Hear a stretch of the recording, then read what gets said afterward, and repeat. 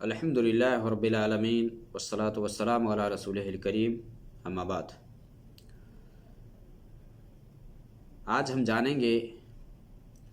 کہ کن چیزوں سے وضو ٹوٹ جاتا ہے۔ چونکہ کل ایک بات یہ آئی تھی کہ کیا قے آنے سے وضو ٹوٹ جاتا ہے، تو اس میں جاننے سے پہلے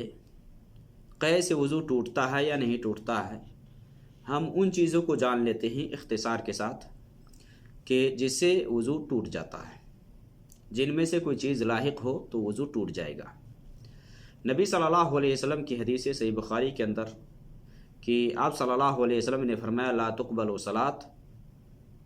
من احدث حتی یتوضا، کہ اگر کوئی حدث کرتا ہے تو اس کی نماز قبول نہیں ہوتی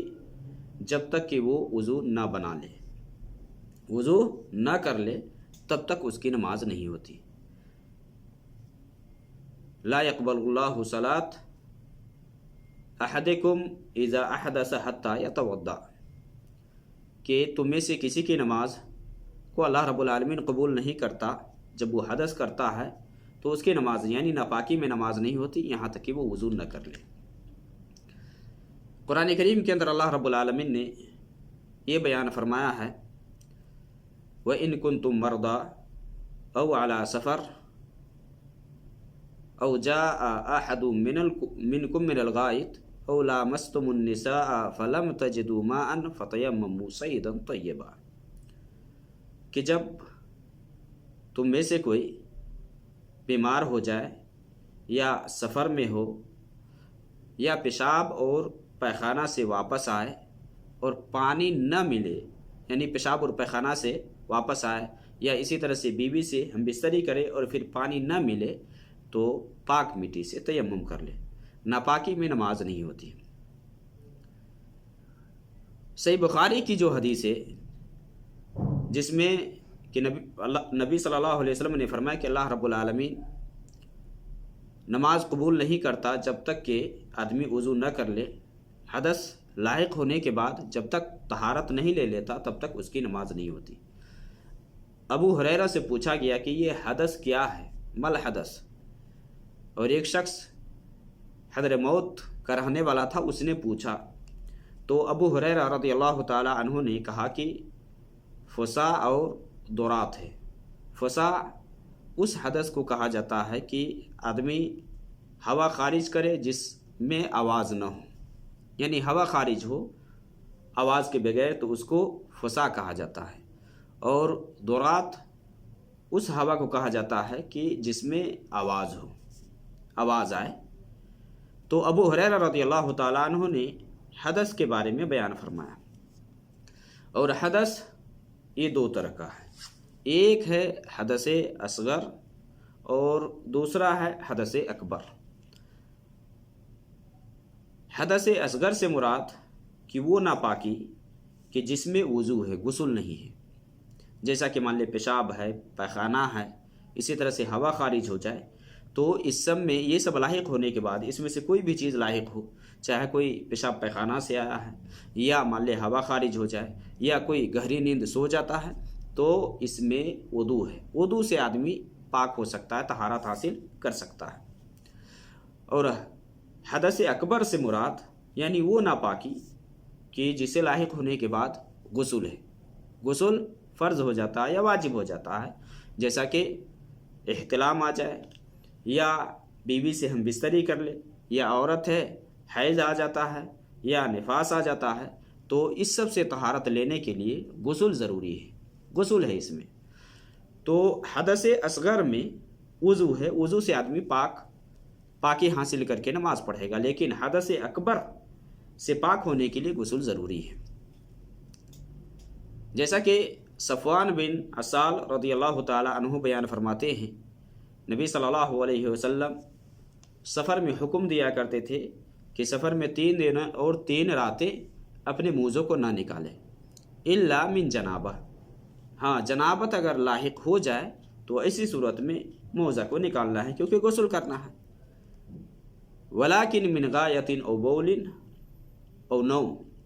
ہاں پیشاب پیخانہ یا نیند آنے کے بعد موزہ کو نہیں نکالنا ہے، جو موزہ ہے موزہ کو نہیں نکالنا ہے۔ سفر میں 3 دن اور 3 رات مدت ہے، اس پر مسح کر سکتا آدمی، اور حضر میں موجودگی میں 1 دن اور 1 رات ہے۔ تو جن چیزوں سے وضو ٹوٹ جاتا ہے ان میں سے جو پہلی چیز ہے وہ ہے کہ سبیلین سے کچھ بھی خارج ہو۔ سبیلین سے مراد دونوں راستے سے پیشاب اور پیخانہ کا جو راستہ ہے اس کے ذریعے سے کچھ بھی نکلے تو وضو ٹوٹ جاتا ہے۔ یہ اس میں اگر آپ جائیں گے تو بہت کچھ ہے، لیکن ڈیٹیل میں تفصیل سے کچھ جانیں گے تو اس میں پیشاب اور پیخانے کے راستے سے سبیلین سے جو کچھ خارج ہوتا ہے، جیسے کہ پیشاب ہے پیخانہ ہے، پیشاب اور پیخانہ سے فارغ ہونے کے بعد یا پیشاب اور پیخانہ کرنے کے بعد آدمی وضو بنائے گا طہارت حاصل کرنے کے لیے، جیسا کہ قرآن کریم کی سورہ نساء کی اس آیت کے اندر اللہ رب العالمین نے فرمایا ہے کہ وَإِن كُنتُم مَرْضَىٰ أَوْ عَلَىٰ سَفَرٍ أَوْ جَاءَ أَحَدٌ مِّنكُم مِّنَ الْغَائِطِ۔ ہاں پیشاب اور پیخانہ سے آدمی آیا ہے، پانی نہیں ہے تو وہاں تیمم کرے گا۔ ہاں طہارت کے لیے پانی یہ شرط ہے۔ یہ اور بات ہے کہ اگر پانی دستیاب نہیں ہے تو وہاں تیمم کر کے آدمی طہارت حاصل کرے گا، یا مان لے کہ بیوی سے ہم بستری کیا ہے، پانی نہیں ہے تو وہاں تیمم کر کے آدمی نماز پڑھے گا۔ یہ اس وقت کی بات ہے کہ جب پانی موجود نہ ہو یا پانی کا حصول ممکن نہ ہو، یا مان لے کہ شخص بیمار ہے پانی استعمال نہیں کر سکتا ہے، پانی استعمال کرنا اس کے لیے خطرہ ہو، تو اسی صورت میں وہ تیمم کر کے نماز پڑھے گا۔ ورنہ اصل یہ ہے طہارت لینے کے آدمی پانی سے طہارت حاصل کرے گا، پاکی حاصل کرے گا۔ تو پہلی چیز ہے پیشاب اور پیخانہ کا لاحق ہونا، پیشاب کرے یا پیخانہ کرے، اس کے بعد وہ وضو بنائے گا طہارت حاصل کرنے کے بعد۔ یہ طہارت حاصل کرنے کے لیے وضو بنائے گا، اس سے وضو ٹوٹ جاتا ہے۔ پہلی چیز پیشاب اور پیخانہ۔ میں کہا کہ سبیلین میں بہت کچھ داخل ہے، لیکن کچھ تفصیل سے کہ پیشاب اور پیخانہ سے وضو لاحق ہے، یعنی وضو کرنا پڑتا ہے۔ اور دوسری چیز ہے اس میں کہ ہوا کا خارج ہونا۔ ہوا اگر خارج ہو جائے تو اسے وضو ٹوٹ جاتا ہے، وضو بنانا پڑے گا۔ جیسا کہ نبی صلی اللہ علیہ وسلم کی حدیث ہے، آپ صلی اللہ علیہ وسلم نے فرمایا کہ جب تم میں سے کوئی نماز میں ہو اور پیٹ میں کچھ محسوس کرے تو اس وقت تک نہ نکلے جب تک کہ آواز نہ سن لے یا بدبو نہ محسوس کر لے۔ حتیٰ یسمع صوتا، پیٹ میں کچھ آدمی محسوس کرتا ہے تو شک کی بنیاد پر آدمی کو نماز سے باہر نہیں آنا ہے جب تک کہ ہوا خارج ہونے کی آواز نہ سن لے یا بدبو نہ محسوس کر لے، تب تک وہ نہیں نکلے گا۔ یہ دوسری چیز ہے۔ تیسری چیز ہے کہ مزی کا آنا۔ مزی اگر آ جائے تو اس کے نکلنے کے بعد وضو ہے، غسل نہیں ہے اس میں۔ چونکہ مزی یہ شہوت کی وجہ سے جو لسہ دار پتلا پانی آتا ہے نا، اس سے شہوت نہیں مٹتی ہے۔ اور مزی منی ودی کے بارے میں تفصیل سے پہلے بتلایا جا چکا ہے کہ منی اور مزی اور ودی میں کیا فرق ہے اور کس میں غسل واجب ہے اور نہیں ہے، کب غسل واجب ہوتا ہے۔ تو مزی یہ شہوت کی وجہ سے جو پانی آتا ہے، یہ نکلنے کے بعد غسل نہیں ہے بلکہ وضو ہے۔ جیسا کہ حضرت علی رضی اللہ تعالیٰ عنہ وہ بیان کرتے ہیں کنت رجلا مزاء، کہ مجھے بہت زیادہ مزی آنے کی مرض لاحق تھی، یعنی ان کو یہ پریشانی لاحق تھی، بہت زیادہ مزی آتا تھا۔ تو انہوں نے مقداد سے یہ کہا کہ نبی صلی اللہ علیہ وسلم سے پوچھے کہ مزی میں کیا ہے، غسل ہے یا وضو ہے؟ تو یہ نبی صلی اللہ علیہ وسلم کے پاس گئے اور نبی صلی اللہ علیہ وسلم سے جب مزی کا ذکر کیا گیا تو آپ صلی اللہ علیہ وسلم نے فرمایا فیہ الوضوء، کہ اس کے اندر وضو ہے۔ گویا کہ مزی آنے سے شہوت کی وجہ سے، مان لے کوئی بیوی سے بات کر لیتا ہے، لسہ دار پانی آ جاتا ہے قطرات کی شکل میں، یا مان لے کہ کوئی چیز دیکھ لیتا ہے، تو یہ لاحق ہونے کے بعد آدمی کیا ہے کہ وضو بنائے گا، صفائی کر کے وضو بنائے گا، وہاں اس میں غسل نہیں ہے۔ اسی طرح سے ایک شخص اگر گہری نیند لیٹ کر کے سو جاتا ہے، گہری نیند سو جاتا ہے، تو اس سے بھی وضو کرنا پڑے گا، وضو ٹوٹ جاتا ہے اس سے۔ جیسا کہ حضرت انس رضی اللہ تعالیٰ عنہ سے حدیث وہ بیان کرتے ہیں کہ نبی صلی اللہ علیہ وسلم کے صحابہ عشاء کی نماز کے لیے انتظار کرتے اور نیند کے غلبہ کی وجہ سے ان کے جو سر ہوتے وہ جھکنے لگتے، حتی تفق رؤوسہم، ان کے سر جھک پڑتے، یعنی نیند غالب ہوتی، نیند کی وجہ سے وہ بیٹھے بیٹھے جھکنے لگتے، یعنی ان کے سر جھک جاتے۔ پھر اقامت کہی جاتی، نبی صلی اللہ علیہ وسلم آتے تو وہ نماز میں کھڑے ہو جاتے، پھر وضو نہیں کرتے۔ گویا کہ اگر ہلکا پھلکا نیند ہے، آدمی ہوش و حواس میں ہے، تو ایسی صورت میں وضو نہیں ٹوٹتا ہے، لیکن گہری نیند میں ٹیک لگا کر کے آدمی سو جاتا ہے تو اس سے وضو کرنا پڑے گا۔ اور جیسا کہ صفوان بن اسال رضی اللہ تعالیٰ عنہ کی حدیث، جس میں کہ نبی صلی اللہ علیہ وسلم نے کہا کہ سفر میں اگر ہو تو 3 دن اور 3 رات تک موزوں پہ مسح کر سکتے ہو، الا کہ جنابت لاحق ہو تو اس سے غسل ہے۔ ہاں، اگر پیشاب پیخانہ سے فارغ ہو یا اسی طرح سے نیند آ جائے تو اس میں وضو ہے۔ تو سونے سے، گہری نیند اگر کوئی سو جاتا ہے ٹیک لگا کر کے، کیونکہ سونے سے کیا ہے کہ آدمی حواس کو کھو دیتا ہے، کچھ بھی آتا پتہ نہیں ہوتا ہے۔ اور ایک روایت کے اندر آتا ہے کہ آدمی جب سوتا ہے تو اس کا جو ڈھکن ہوتا ہے، شرمگاہ کا جو ڈھکن ہوتا ہے وہ کھل جاتا ہے جب آنکھ بند کرتا ہے، سوتا ہے تو ایسی صورت میں پتہ نہیں ہوتا ہے کہ کیا ہوا ہے نہیں ہوا ہے۔ تو گہری نیند اگر کوئی سو لیتا ہے تو ایسی صورت میں جاگنے کے بعد وہ وضو کرے گا نماز کے لیے، اس میں وضو ہے۔ اسی طرح سے اگر کوئی شخص جس کی عقل غائب ہو جاتی ہے، یعنی پاگل ہو جاتا ہے، یا عقل معلوف ہو جاتی ہے، عقل ختم ہو جاتی ہے، یا نشہ کا معاملہ ہے، اس کے اوپر کشی طاری ہو جاتی ہے، بے ہوش ہو جاتا ہے، تو ایسی صورت میں بھی وضو ہے۔ یہ لاحق ہونے کے بعد وضو ہے کہ آدمی کی عقل اگر غائب ہو جائے، پتہ نہ چلے، پاگل اور دیوانہ ہو جائے، تو اس سے افاقہ کے بعد، ہوش میں آنے کے بعد وضو بنائے گا، کیونکہ ایسی صورت میں آدمی کو پتہ نہیں ہوتا کہ کیا ہوا نہیں ہوا ہے۔ تو جب ہوش و حواس میں نہیں تھا آدمی، تو ظاہر سی بات ہے کہ ہوش و حواس جب کھو دیتا ہے تو اس کو جب پتہ ہی نہیں تھا کہ کیا ہوا، وضو ٹوٹا یا نہیں ٹوٹا، تو ایسی صورت میں وضو بنائے گا وہ۔ اسی طرح سے جس کے لاحق ہونے کے بعد وضو ہے، وہ ہے کہ کوئی آدمی بغیر کپڑے کے اگر شرمگاہ کو چھو لیتا ہے تو اس میں وضو ہے۔ بغیر کپڑے کے، یعنی کپڑا حائل نہ ہو بیچ میں، بغیر کپڑے کے اگر شرمگاہ کو چھو لیتا ہے تو اس میں وضو ہے۔ یہ جو شرمگاہ چھونے کے بعد وضو ٹوٹنے والی جو روایت ہے نا، اس میں علماء کے یہاں اختلاف پایا جاتا ہے، اختلاف ہے، چونکہ اس میں دونوں طرح کی روایت ہے۔ ایک روایت تو بصرہ بنت صفوان کی ہے کہ وہ بیان کرتی ہیں کہ نبی صلی اللہ علیہ وسلم کو میں نے فرماتے ہوئے سنا کہ آپ صلی اللہ علیہ وسلم نے فرمایا کہ من مس ذکرہ فلیتوضأ۔ اس روایت کے اندر بصرہ بنت صفوان بیان فرماتی ہیں کہ نبی صلی اللہ علیہ وسلم نے فرمایا کہ من مس ذکرہ فلیتوضأ، کہ جو اپنے شرمگاہ کو چھو لے وہ وضو بنائے۔ اس کے بالمقابل ایک دوسری روایت ہے طلق ابن علی رضی اللہ تعالی عنہ سے کہ نبی صلی اللہ علیہ وسلم سے پوچھا گیا، ایک شخص نے پوچھا کہ نماز میں یا نماز سے باہر اپنی شرمگاہ کو چھو لیتا ہے تو کیا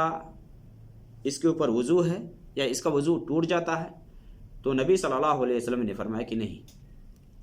انما هو مضغۃ منک یا بضعۃ منک، دونوں طرح کی ہے، مضغۃ منک یا بضعۃ منک، یہ تمہارے جسم کا ایک ٹکڑا ہے، گویا کہ اسے وضو نہیں ٹوٹے گا۔ اگر کوئی آدمی اپنی شرمگاہ کو بغیر کپڑے کے چھو لیتا ہے تو اسے وضو نہیں ٹوٹے گا۔ اب جو لوگ یہ کہتے ہیں کہ شرمگاہ کو ہاتھ لگانے سے وضو نہیں ٹوٹے گا، وہ دلیل میں طلق ابن علی رضی اللہ تعالیٰ عنہ والی حدیث کو پیش کرتے ہیں کہ نبی صلی اللہ علیہ وسلم سے جب پوچھا گیا شرمگاہ چھونے کے بعد وضو ٹوٹے گا یا نہیں ٹوٹے گا، تو آپ صلی اللہ علیہ وسلم نے فرمایا کہ یہ تمہارے جسم کا ایک ٹکڑا ہے، اس سے وضو نہیں ٹوٹے گا۔ جو لوگ وضو ٹوٹنے کے قائل ہیں وہ بصرہ بنت صفوان والی روایت پیش کرتے ہیں کہ نبی صلی اللہ علیہ وسلم نے وضو ٹوٹنے پہ جو لوگ دلیل پیش کرتے ہیں کہ وضو ٹوٹ جاتا ہے، ان کی دلیل بصرہ بنت صفوان رضی اللہ تعالی عنہ والی یہ حدیث ہے کہ جس میں نبی صلی اللہ علیہ وسلم نے فرمایا کہ من مس ذکر فلیتوضأ، کہ جو اپنی شرمگاہ کو چھو لے وہ وضو کرے۔ یہاں علماء یہ بیان کرتے ہیں کہ بصرہ بنت صفوان والی جو روایت ہے وہ زیادہ صحیح ہے طلق ابن علی رضی اللہ تعالی عنہ والی روایت سے، اور ابو ہریرہ رضی اللہ تعالی عنہ بھی اسی کے قائل تھے کہ جو بغیر کپڑے کے شرمگاہ کو چھو لیتا ہے اس کا وضو ٹوٹ جاتا ہے۔ اور بصرہ بنت صفوان والی جو حدیث ہے یہ بعد کی ہے، اور طلق ابن علی والی جو حدیث ہے یہ بہت پہلے کی ہے، گویا کہ یہ پہلی حدیث کے لیے ناسخ ہے بصرہ بنت صفوان والی، یعنی شرمگاہ کو اگر بغیر کپڑے کے اگر کوئی چھو لیتا ہے تو اسے وضو ٹوٹ جاتا ہے، وضو بنانا پڑے گا۔ اور راجح قول اس میں یہی ہے کہ بغیر کپڑے کے اگر کوئی آدمی شرمگاہ چھو لیتا ہے تو ایسی صورت میں اس کو وضو بنانا ہے۔ اگر کوئی اپنی شرمگاہ کے علاوہ کسی اور کی شرمگاہ کو چھوتا ہے تو وہاں وضو ٹوٹے گا یا نہیں ٹوٹے گا؟ تو جو لوگ کہتے ہیں کہ وضو نہیں ٹوٹے گا تو وہ تو طلق ابن علی والی روایت پیش کرتے ہیں، اور جو لوگ کہتے ہیں کہ شرمگاہ چاہے اپنی شرمگاہ چھوئے یا کسی اور کی شرمگاہ چھوئے اسے وضو ٹوٹ جائے گا، تو وہ بصرہ بنت صفوان والی روایت پیش کرتے ہیں۔ اور راجح بات، صحیح بات یہی ہے کہ بغیر کپڑے کے، یعنی کوئی چیز حائل نہیں ہے، شرمگاہ کو آدمی چھو لیتا ہے تو اسے وضو ٹوٹ جاتا ہے، وضو بنانا ہے۔ تو شرمگاہ کو ہاتھ لگانے سے بھی وضو ٹوٹ جاتا ہے۔ اور ایک چیز جسے وضو ٹوٹ جاتا ہے وہ ہے کہ اونٹ کے گوشت کھانے سے، اونٹ کا گوشت اگر کوئی کھاتا ہے تو اونٹ کا گوشت کھانے کے بعد اس کو وضو بنانا ہے۔ اب یہاں بھی دو طرح کی روایت ہے، کچھ روایتوں سے کچھ علماء یہ ثابت کرتے ہیں کہ اونٹ کے گوشت کھانے سے وضو نہیں ٹوٹے گا، اور اس سلسلے میں جابر بن عبداللہ رضی اللہ تعالی عنہ سے حدیث ہے، وہ بیان کرتے ہیں، ان سے جب پوچھا گیا جیسا کہ صحیح بخاری کے اندر ہے کہ اونٹ کے گوشت کھانے سے کیا وضو ہے، تو اس نے کہا کہ نہیں، جس کو آگ چھو لے، جو آگ پر پک جائے اس سے وضو نہیں ٹوٹتا، اس میں وضو نہیں بنانا ہے، یعنی وضو اس کا برقرار رہے گا۔ اور وہ بیان کرتے ہیں جابر بن عبداللہ کہ نبی صلی اللہ علیہ وسلم کے زمانے میں تو اس طرح سے پایا بھی نہیں جاتا، ہمیں جو کھانا آتا تو ہم لوگ کھاتے اور پھر اس کو ہاتھ میں اور پیر میں اس طرح سے سکھا لیتے تھے، ہاتھ کو اس کو اس طرح سے ہم سکھا لیتے تھے یا پیروں میں صاف کر لیتے تھے، پھر جا کر کے نماز پڑھتے تھے۔ تو جابر بن عبداللہ یہ بیان کرتے ہیں کہ اس میں وضو نہیں ہے کہ جس کو آگ چھو لے، مما مست النار، جس کو آگ چھو لے اس پر وضو نہیں ہے۔ اور ایک دوسری روایت ہے، جابر بن عبداللہ وہ بیان کرتے ہیں کہ نبی صلی اللہ علیہ وسلم نے یہ فرمایا کہ، یا وہ بیان کرتے ہیں کہ نبی صلی اللہ علیہ وسلم کی جو آخری بات تھی یا آپ کا جو آخری عمل تھا، کان آخر الامرین من رسول اللہ صلی اللہ علیہ وسلم ترک الوضوء مما غیرت النار یا مما مست النار، کہ نبی صلی اللہ علیہ وسلم کا آخری عمل جس پر تھا وہ یہ تھا کہ جس کو آگ چھو لے اس میں وضو نہیں ہے، اس سے وضو نہیں ٹوٹے گا، ترک الوضوء مما مست النار۔ تو یہ جو روایت ہے، جو لوگ اونٹ کے گوشت کھانے سے وضو نہ ٹوٹنے کے قائل ہیں وہ کہتے ہیں کہ نبی صلی اللہ علیہ وسلم کی جو یہ حدیث ہے کہ جس کو آگ چھو لے اس پر وضو نہیں ہے، یعنی اسے وضو نہیں ٹوٹتا ہے کھانے کے بعد، تو یہ عام ہے، یہ عام ہے، چاہے اونٹ کو پکایا جائے یا بکری کو پکایا جائے، کچھ بھی پکایا جائے تو اس میں وضو نہیں ہے۔ اسی طرح سے دوسری بات اس میں کہ نبی صلی اللہ علیہ وسلم کا دونوں میں سے جو آخری عمل رہا وہ یہ رہا کہ جس کو آگ چھو لے اس سے وضو نہیں ہے، یعنی وضو نہیں ٹوٹتا ہے۔ دوسری طرف جابر بن سمرہ رضی اللہ تعالی عنہ سے صحیح مسلم کے اندر حدیث ہے کہ نبی صلی اللہ علیہ وسلم سے پوچھا گیا کہ کیا میں بکری کے گوشت کھانے کے بعد وضو کروں، تو آپ صلی اللہ علیہ وسلم نے کہا کہ ان شئت، اگر تم چاہو تو وضو کرو، نہیں اگر تم نہیں چاہتے تو وضو مت کرو، یعنی اس میں ضروری نہیں ہے، بکری کا گوشت اگر کھاتے ہو تو اس میں وضو ضروری نہیں ہے۔ پھر آپ صلی اللہ علیہ وسلم سے پوچھا گیا اونٹ کے گوشت کے بارے میں، تو آپ صلی اللہ علیہ وسلم نے فرمایا کہ ہاں اس میں وضو ہے، وضو کرو۔ اسی طرح سے براء ابن عازب رضی اللہ تعالیٰ عنہ سے حدیث ہے کہ نبی صلی اللہ علیہ وسلم سے بکری کے گوشت کے بارے میں پوچھا گیا تو آپ صلی اللہ علیہ وسلم نے کہا کہ ان شئت، اگر تم چاہو تو وضو کر لو. لیکن اونٹ کے بارے میں جب پوچھا گیا تو آپ صلی اللہ علیہ وسلم نے فرمایا کہ ہاں اس میں وضو ہے، فتوضؤ منہا، اونٹ کا گوشت اگر کھاتے ہو تو اونٹ کا گوشت کھانے کے بعد وضو کرو. یہ جو حدیث ہے جابر بن سمرہ رضی اللہ تعالی عنہ والی اور جو جابر بن عبداللہ رضی اللہ تعالی عنہما والی جو حدیث ہے، دونوں میں چونکہ ٹکراؤ ہو رہا ہے. تو اس سلسلے میں چونکہ علماء یہ بیان کرتے ہیں، جو لوگ وضو ٹوٹنے کے قائل وہ کہتے ہیں کہ نبی صلی اللہ علیہ وسلم کا آخری عمل اس پر رہا کہ جس کو آگ چھو لے اس سے وضو نہیں ٹوٹتا، اور پھر یہ بھی کہ جس کو آگ چھو لے اس سے وضو نہیں ٹوٹتا. جبکہ دوسرے علماء کہتے ہیں کہ جابر بن عبداللہ والی جو حدیث ہے وہ عام ہے، لیکن جابر بن سمرہ والی جو حدیث ہے یا براء ابن عازب والی جو حدیث ہے یہ خاص ہے. یعنی آپ نے عام کہا کہ جس کو آگ چھو لے اس سے وضو نہیں ہے، لیکن آپ نے اس میں ایک کو خاص کر دیا، اونٹ کو آپ نے خاص کر دیا، تو خاص کو عام پر مقدم کر دیا، اس میں تخصیص کر دیا. تو گویا کہ یہ اہم ہے کہ اونٹ کا اگر گوشت کوئی کھاتا ہے تو اس سے وضو بنائے گا. اور راجح بات، صحیح بات یہی ہے کہ اونٹ کا گوشت کھانے کے بعد آدمی وضو بنائے گا، وضو ٹوٹ جاتا ہے، اور یہی راجح قول ہے. یہ ہے وضو توڑنے والی چیز ہے. اور اسی میں ایک چیز اور بھی ہے کہ ایک شخص مان لے کہ اسلام چھوڑ دیتا ہے، اسلام سے مرتد ہو جاتا ہے، اسلام سے پھر جاتا ہے، تو اس سے بھی وضو ٹوٹ جاتا ہے. کیونکہ اسلام سے ایک آدمی مرتد جیسے ہی ہوتا ہے نا، اس کا سارا عمل برباد ہو جاتا ہے. لئن اشرکت لیحبطن عملک ولتکونن من الخاسرین، کہ اگر تو بھی شرک کرے گا تو تمہارے اعمال ضائع ہو جائیں گے. تو یہاں اگر کوئی شخص وضو بنایا ہے، اسلام سے پھر جاتا ہے، تو اس کا وضو ٹوٹ جاتا ہے. ایک چیز یہاں ہمیں یہ جاننا ہے کہ کچھ لوگ یہ کہتے ہیں کہ عورت کو شہوت کی وجہ سے اگر ہاتھ لگائے تو وضو ٹوٹ جاتا ہے. شہوت کی وجہ سے، یعنی بیوی کو کوئی شہوت کی وجہ سے ہاتھ لگاتا ہے تو وضو ٹوٹ جائے گا. یا بعض لوگ کہتے ہیں کہ چھونے سے بھی وضو ٹوٹ جائے گا، اور دلیل میں کیا پیش کرتے ہیں؟ وہی سورہ نساء کی آیت ہے، او لامستم النساء، کہ عورت کو لمس یعنی چھو لیتے ہو تو اسے وضو ٹوٹ جاتا ہے. حالانکہ یہاں لمس سے مراد چھونا نہیں ہے بلکہ جمع ہے. جمع کرنے میں تو کوئی شک کی بات نہیں کہ جمع کرنے پر وضو ہی نہیں بلکہ غسل ہے. یہاں اگر کوئی جمع کرتا ہے تو غسل ہے. تو عورت کو صرف چھونے سے یا بوسہ لینے سے، بعض روایت کے اندر آتا ہے جیسا کہ حضرت عائشہ رضی اللہ تعالیٰ عنہ بیان فرماتی ہیں کہ نبی صلی اللہ علیہ وسلم اپنی بعض بیوی کو بوسہ لیتے اور نماز کے لیے چلے جاتے، وضو نہیں بناتے. اس حدیث پر کچھ محدثین نے کلام بھی کیا ہے، لیکن یہ ہے کہ نبی صلی اللہ علیہ وسلم بوسہ لیتے اور نماز کے لیے جاتے، وضو نہیں بناتے. تو بوسہ لینے سے یا اسی طرح سے بیوی کو چھونے سے وضو نہیں ٹوٹتا. ہاں اگر شہوت کی وجہ سے مزی آ جائے، شہوت کی وجہ سے پانی کے قطرات آ جائے، تو ایسی صورت میں کہا جائے گا کہ یہاں وضو بنانا ہے. لیکن اگر مزی خارج نہ ہو، تو اگر کوئی شہوت کی بنیاد پر بھی اگر چھوتا ہے، مزی خارج نہیں ہوتا ہے، تو اسے وضو نہیں ٹوٹے گا. ہاں جمع کرتا ہے تو جمع پہ تو ظاہر سے بات ہے کہ غسل ہے، وضو نہیں غسل ہے، یہاں غسل کرے گا. تو یہ چیزیں ہیں کہ جن سے وضو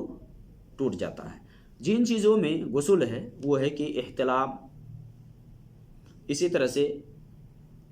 بیوی سے ہم بستری کرے آدمی، جمع کرے میاں بیوی، اسی طرح سے عورت کو حیض آ جائے یا نفاس آ جائے. اسی طرح سے ایک چیز ہے جس سے وضو ٹوٹ جاتا ہے، وہ ہے کہ استحاضہ، عورت کے لیے استحاضہ. جیسا کہ نبی صلی اللہ علیہ وسلم سے فاطمہ بنت حبیش نے پوچھا، حضرت عائشہ رضی اللہ تعالیٰ عنہ کی حدیث ہے کہ میں ایسی عورت ہوں کہ مجھے استحاضہ کا مرض لاحق ہے، یعنی بہت زیادہ خون آتا ہے اور میں پاک نہیں ہو پاتی ہوں، تو کیا میں نماز چھوڑ دوں؟ تو آپ صلی اللہ علیہ وسلم نے فرمایا کہ نہیں، یہ ایک بیماری ہے جس کی وجہ سے یہ خون آتا ہے، تو جب تمہیں یہ لاحق ہو تو غسل کر لو،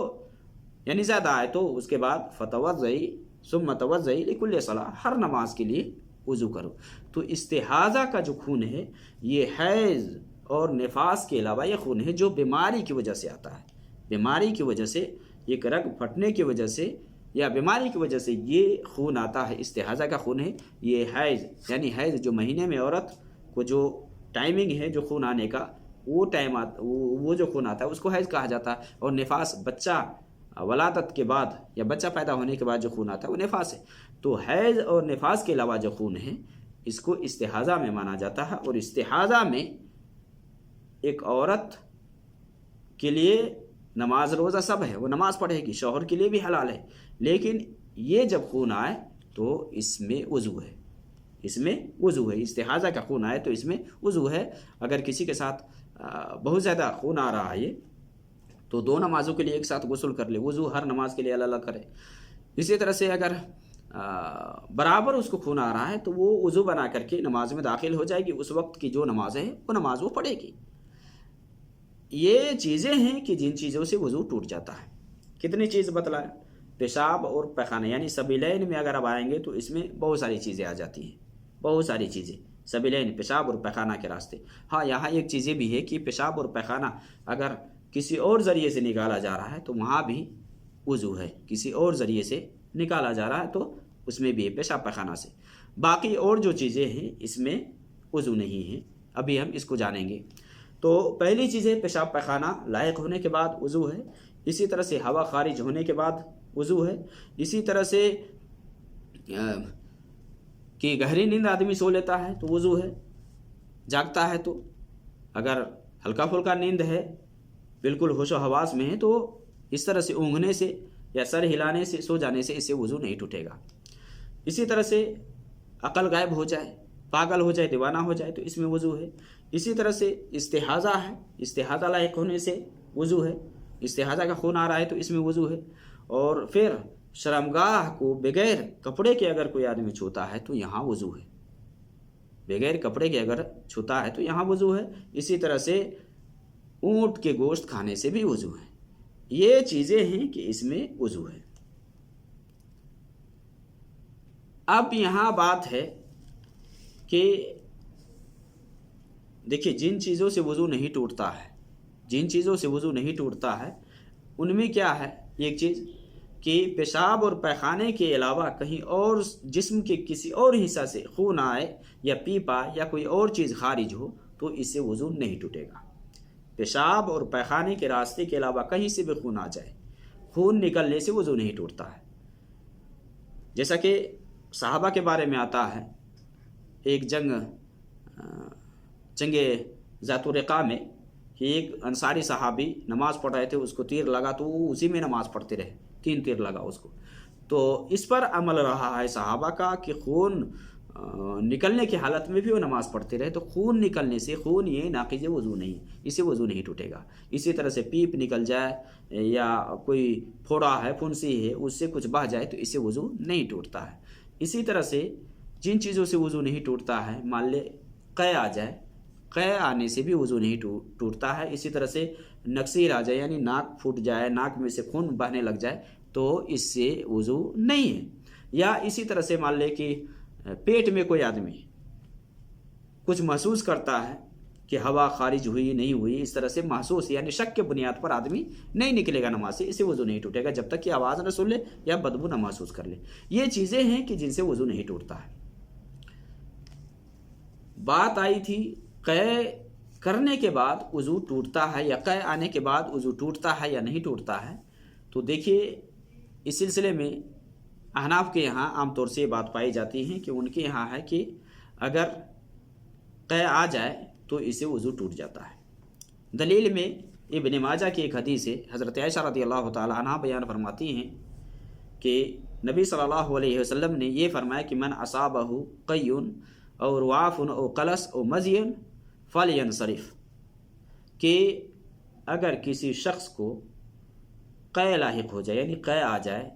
یا اسی طرح سے نکسیر پھٹ جائے، ناک سے خون آنے لگ جائے، یا پیٹ میں سے کچھ بھی قلس یعنی پیٹ سے منہ کے ذریعے سے کوئی چیز باہر آئے اس کو قلس کہا جاتا ہے، یہ آ جائے، یا اسی طرح سے مزی آ جائے تو نماز سے وہ واپس آ جائے، نماز سے نکل آئے۔ یہ ابن ماجہ کی حدیث ہے حضرت عائشہ رضی اللہ تعالیٰ عنہ سے۔ نماز سے باہر آ جائے پھر وضو بنائے اور وضو بنا کر کے جائے اور پہلے جو رکعت پڑھ کر کے آیا تھا اسی پر بنا کرتے ہوئے وہ نماز پڑھ لے. یعنی بیچ میں اگر بات نہیں کرتا ہے، نماز مان لے دوسری رکعت میں کسی کو قے آ جائے یا نکسیر پھوٹ جائے یا مزی آ جائے تو وہ نماز سے باہر آئے گا، بیچ میں کسی سے بات نہیں کرے گا، وضو بنا کر کے گیا ہے تو اگلی جو رکعت ہے وہ پڑھے گا. اگر امام تیسری رکعت مکمل کر چکا ہے، چوتھی رکعت میں مکمل جا کر کے ملتا ہے تو پھر ایک رکعت ہی بعد میں مکمل کرے گا، پہلے پر بنا کرے گا. حالانکہ یہ حدیث صحیح نہیں ہے، بنا کا معاملہ نہیں ہے. اگر نماز میں ایک شخص ہے اور وضو ٹوٹ جاتا ہے تو نئے سرے سے آ کر کے وہ نماز پڑھے گا. یہ نہیں کہ پہلی رکعت کو جو پڑھ چکا ہے یا پہلے جو پڑھ چکا ہے اس پر بنا کرتے ہوئے اس کو ادا کرے گا. ہاں مزی نکلنے سے وضو ٹوٹ جاتا ہے، لیکن اس حدیث کے اندر ہے من اصابہ قی، کہ جس کو قے آ جائے تو وہ نماز سے فارغ ہو جائے. تو قے والی جو بات ہے یا نکسیر والی جو بات ہے تو یہ جو حدیث ہے ابن ماجہ کے اندر یہ صحیح نہیں ہے. اس پر محدثین نے کلام کیا اور یہ حدیث ضعیف ہے. اور اس کے اندر ایک راوی ہے اسماعیل بن عیاش جس کو محدثین نے ضعیف گردانا ہے. تو قے آنے والی جو روایت ہے، قے آنے والی جو روایت ہے کہ قے آنے سے وضو ٹوٹ جاتا ہے، وہ روایت سندن صحیح نہیں ہے، لہذا قے آنے سے وضو نہیں ٹوٹتا ہے. ہاں وضو بنا لے آدمی کوئی چیز، جیسے کہ کچھ چیزوں کے بارے میں نبی صلی اللہ علیہ وسلم سے جیسا کہ بکری کے بارے میں پوچھا گیا، بکری کے گوشت کے بارے میں کہ کیا بکری کے گوشت کھانے کے بعد وضو بنائے، تو آپ صلی اللہ علیہ وسلم نے فرمایا کہ انشئت، اگر تم چاہو تو وضو بنا لو. تو یہ اگر کوئی بنا لیتا ہے یا قے آئے پھر وضو بنا لیتا ہے تو وہ مسئلہ نہیں، ورنہ اس میں وضو واجب نہیں، یعنی وضو نہیں ٹوٹتا ہے. قے آنے سے، نکسیر پھوٹنے سے یا خون آنے سے، اس طرح کی جو یہ چیزیں ہیں اس سب سے وضو نہیں ٹوٹتا ہے. تو جن چیزوں کو بتلایا گیا ہے کہ جن چیزوں سے وضو ٹوٹ جاتا ہے ان چیزوں کو اگر آپ ذہن میں رکھتے ہیں تو پھر بات پوری طرح سے آپ سمجھ جائیں گے کہ وضو کس سے ٹوٹتا ہے اور نہیں ٹوٹتا ہے.